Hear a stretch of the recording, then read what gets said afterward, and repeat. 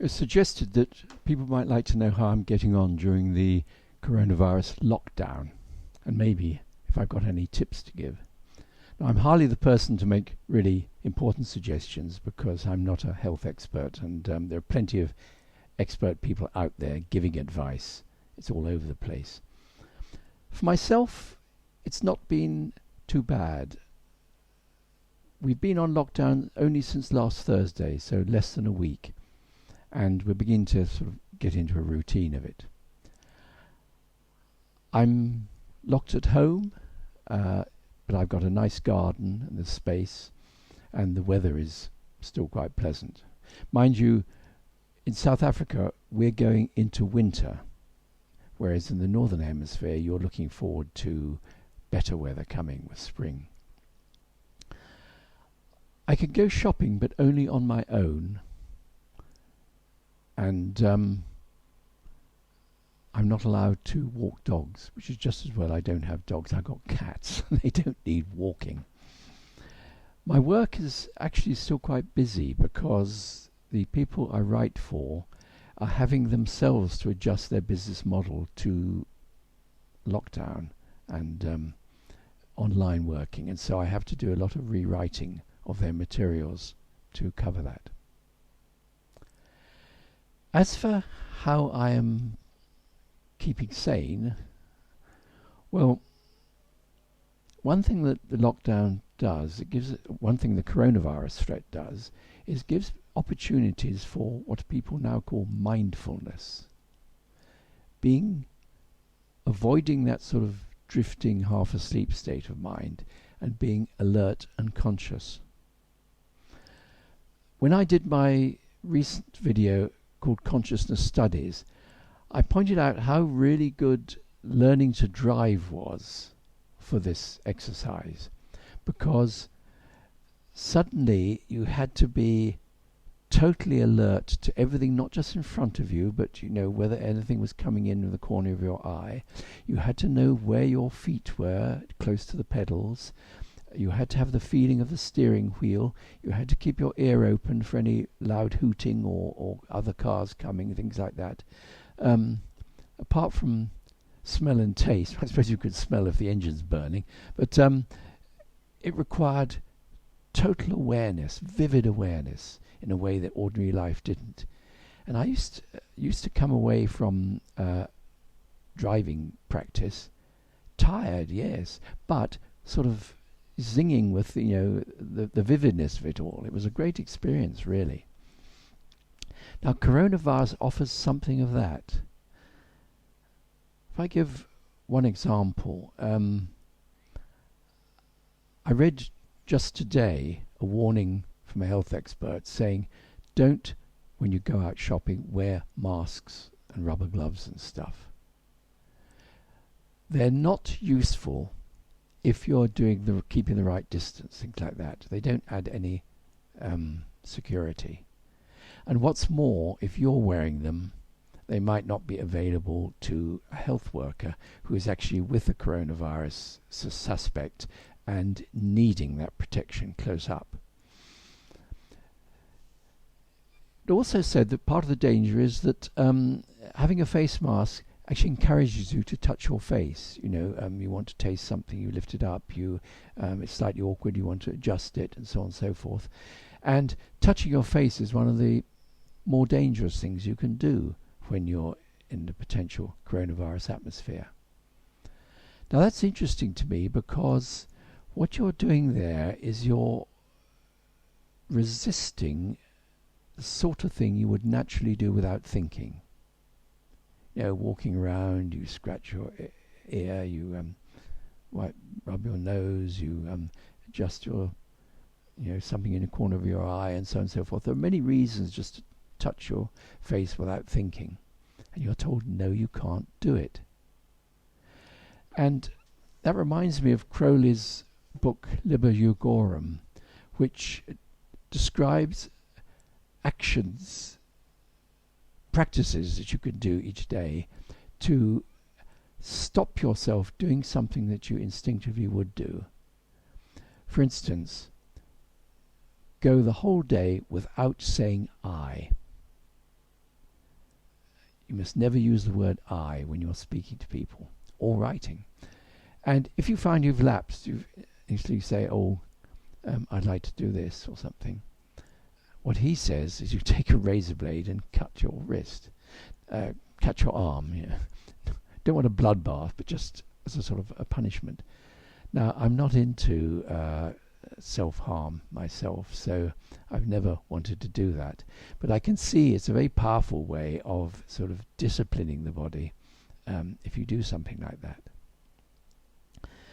Interestingly to me, I think it was in the 50s or in the 60s, I think, there was a French literary movement called Oulipo that played with sort of similar ideas. In fact, there's one of their members, Georges Perret, wrote a 300-page novel where he never used the letter E throughout that. And E, of course, one of the commonest letters to use. So it's the idea of sort of giving yourself a restriction, a challenge, and seeing how you work around it.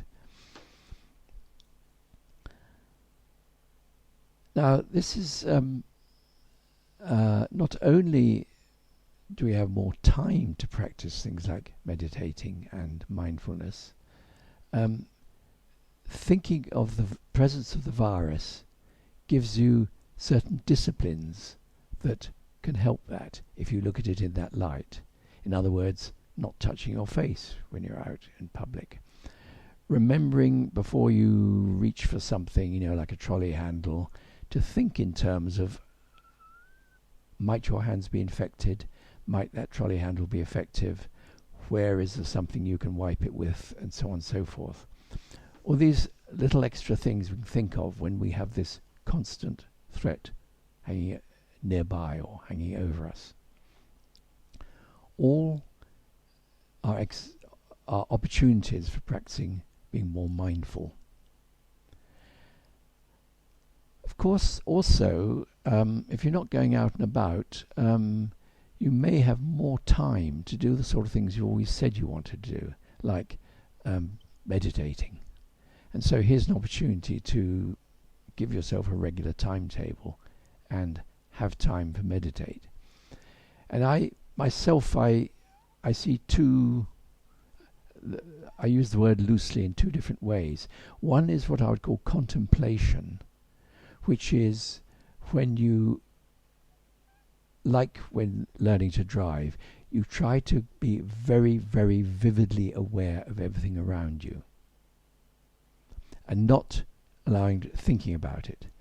So, for instance, listen to all the sounds around you and try not to convert that into thoughts. There's a car, that could be the delivery person or the post. Don't think that, just hear it as a sound. Feel the chair you're sitting on. Be aware of your body and the position and any internal things. I suffer from tinnitus, so I hear that all the time. And then sight. The problem with sight is that sight is really geared to focusing on particular things. And so one of the things I do is to slightly cross my eyes and put them out of focus, because I'm trying to be aware of peripheral vision all around. Try to be equally aware of everything around you rather than looking at certain things which tend to trigger thoughts, and so on. So that's sort of contemplation, which is really a sort of a mindfulness thing.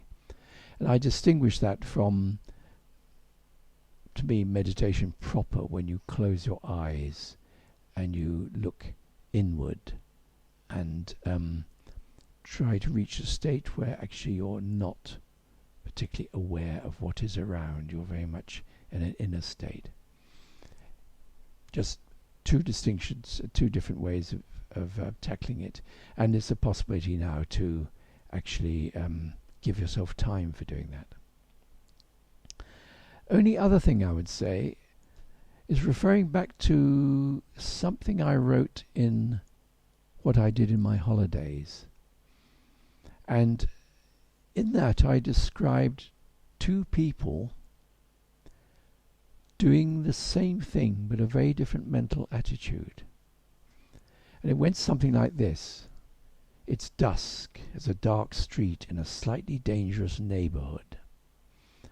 A man drives along in a car and parks it and looks around, and then he sees across the road there's a street light, so he drives his car to be under the street light and parks it there so that it'll be under light and less likely to be damaged. Then he gets out and he carefully locks the car and puts his key away, and he goes down the street nervously looking to right and left, and he keeps away from the wall so he can see down doorways and side alleys, things like that, in case there's someone lurking there, and so on. Now another guy does just the same thing, comes in his car, looks around, sees a lamp post, that's a good place, parks under there, locks the car, thinks, here I am, secret agent on a mission in a dangerous place. I'm going to walk down the street. I'm going to be really alert. I'm going to be looking into all those alleyways, making sure there's no one there. I'm one ahead of them. He's doing exactly the same thing, but in a sort of mental state of adventure. It's me versus the world, and wow, I'm ready for it. And the interesting thing is, of course, he is less likely to be mugged, because the first cringing person just looks like a victim, jump on him and he'll faint probably, whereas the other one looks dangerously brave and confident and in charge. And so I'm saying, you can go about safety measures and things like that in a state of terror, or you can go about them in a state of adventure. There's a new threat around me. Hey, I'm going to make sure I'm ready for it. I find that's helpful to me. Anyway, for the rest of you, enjoy those moments of peace on your own. Try not to be too worried, and above all, keep well and look after other people.